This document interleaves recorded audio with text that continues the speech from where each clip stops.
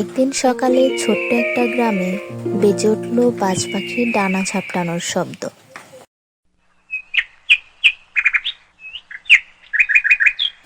টুনটুনি ছোট্ট একটা পাখি ঘুম থেকে উঠে আকাশের দিকে তাকায়। সে দেখে আকাশে কালো মেঘ জমেছে।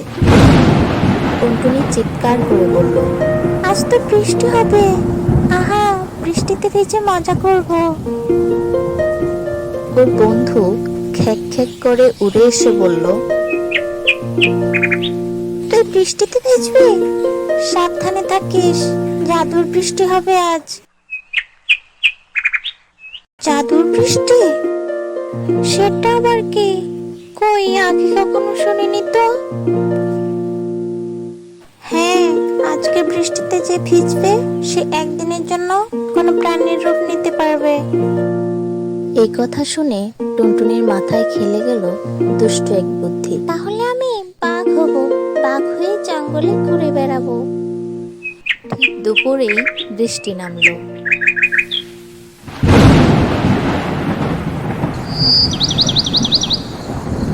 টুনটুনি ঝাঁপ দিয়ে বৃষ্টিতে নেমে খেলতে লাগলো।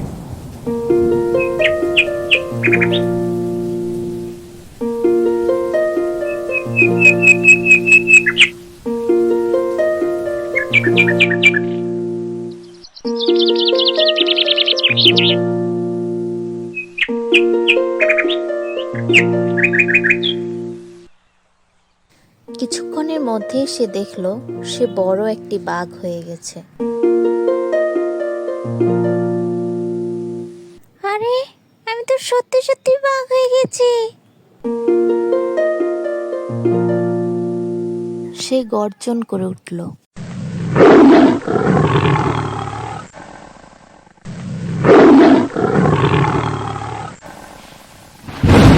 বাঘ এসে জঙ্গলে ঢুকে পড়ল। সবাই ভয় পেয়ে পালাতে লাগলো।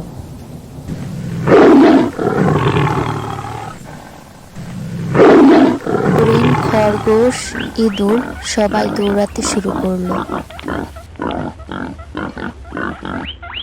কিছুক্ষণের মধ্যেই টুনটুনির মন খারাপ হয়ে গেল। কেউ আর তার সঙ্গে খেলতে চাইছে না। সে চিৎকার করে বলল, আমি টুনটুনি, আমি তোমাদেরই বন্ধু।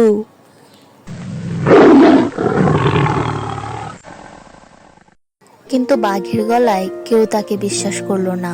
সবাই ভাবলো এই তো এখন লাফিয়ে এসে খাবে। শেষমেশ টুনটুনি কাঁদতে লাগলো। বৃষ্টি থেমে গেলে আবার সে পাখির রূপ ফিরে পায়। টুনটুনি খুশি মনে ঘরে ফিরে যায়।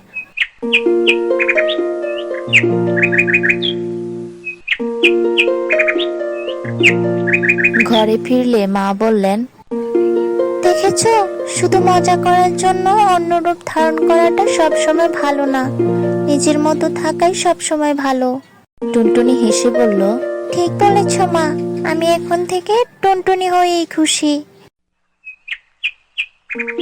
সেদিন থেকে টুনটুনি আর কোনোদিন রূপ পাল্টাতে চাইল না।